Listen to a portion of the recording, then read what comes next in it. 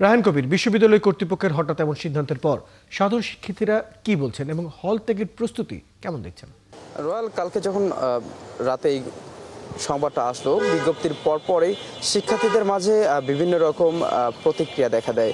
শিক্ষার্থীরা কেউ বলছেন এই অল্প সময়ের যে ছুটিটা দিচ্ছে, এই ছুটিতে আসলে কতটুকু তাদের কার্যক্রম বাস্তবায়িত হবে, এবং পাশাপাশি তারা বলছেন যে হঠাৎ করে যে এই বিকাল 5টার মধ্যে হল ছাড়ার যে নির্দেশ, এই নির্দেশ আসলে শিক্ষার্থী যারা দূরে রয়েছে, যাদের বাসা দূর প্রান্তে, তারা কিভাবে এই অল্প সময়ের মধ্যে বাসের টিকিট কেটে তারা তাদের গন্তব্যস্থলে বা তাদের বাসায় যাবে। এবং পাশাপাশি অনেক শিক্ষার্থী বলছে তাদের টিউশন রয়েছে এবং অনেকেই পার্ট টাইম জব করছে।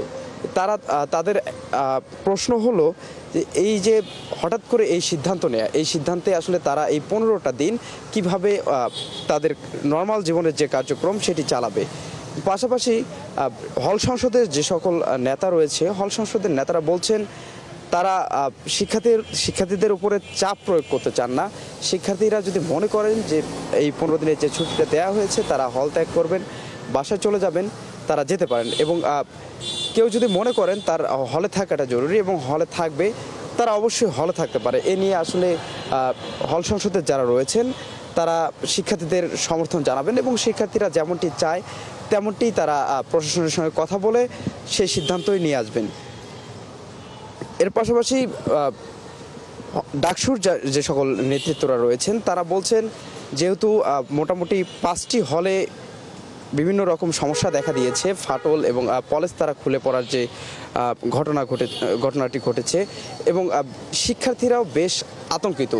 প্রথম দিনের ভূমিকম্পে মোটামুটি 10 জনের অধিক শিক্ষার্থী আহত হয় এবং আতঙ্কিত হয় বিশ্ববিদ্যালয়ের অধিকাংশ শিক্ষার্থী। পাশাপাশি গতকাল যেটি ভূমিকম্প হয়েছিল সেখানেও মেয়েদের হলে 3 জন আহত হয়, যার ফলে তারা মনে করছে শিক্ষার্থীদের মধ্যে থেকে এখনও সেই আতঙ্কটা যাচ্ছে না, তাদের মধ্যে আতঙ্কটা এখনও রয়েছে। যার ফলে দ্রুত এই সিদ্ধান্তটা নিলে হয়তোবা শিক্ষার্থীদের আতঙ্ক কিছুটা কমে আসতে পারে। পাশাপাশি হলের যে সমস্যাগুলো রয়েছে, আসলে সেটি ইনফ্রাস্ট্রাকচারাল সমস্যা নাকি সাধারণ কোনো সমস্যা, সেই সমস্যাগুলো তারা ডিটেক্ট করতে পারবে এবং সেই অনুযায়ী তারা সিদ্ধান্তগুলো নিতে পারবে। আমরা কিছু শিক্ষার্থীদের কাছে জানতে চাচ্ছি যে এই যে ছুটিটা দিয়েছে হঠাৎ করে, এই ছুটিটাকে আপনারা কীভাবে দেখছেন? আমরা ইতিবাচকভাবে নিচ্ছি। এটা নিয়ে আমার আর কি মিশ্র প্রতিক্রিয়া আছে। কেউ ছুটি চাচ্ছে না, কেউ ছুটি চাচ্ছে, কিন্তু আমরা আর কি ট্রমাটাইজড হয়ে গেছি। তো এই জন্য আমরা ছুটি চাচ্ছি। আমাদের কিছু হলে অবস্থা খুবই খারাপ, বাজে, আপনারা জানেন, রিপোর্ট করছেন। তো এই জন্য আমরা ইতিবাচকভাবে নিচ্ছি, তবে মিশ্র প্রতিক্রিয়া আছে, এটা বলা যায়। এই যে 5টার মধ্যে হল ত্যাগের যে নির্দেশনা, এটা কি শিক্ষার্থীদের উপর চাপানো হয়ে যাচ্ছে না?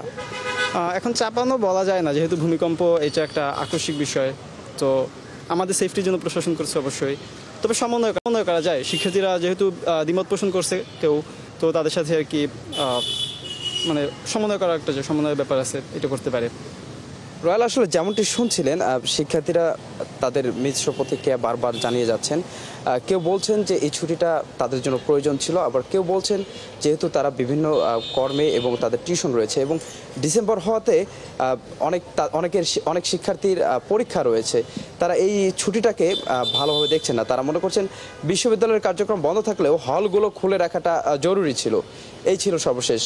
রয়্যাল, ধন্যবাদ রায়হান কবির। খবর রাখতে থাকুন, প্রয়োজনে আবার আপনার সাথে যুক্ত হবো। দর্শক, আমাদের সাথে ঢাকা বিশ্ববিদ্যালয়ের বন্ধের ঘোষণার যে বিষয়টি, সেটি নিয়ে কথা বলতে আমাদের সাথে যুক্ত ছিলেন সহকর্মী রায়হান কবির।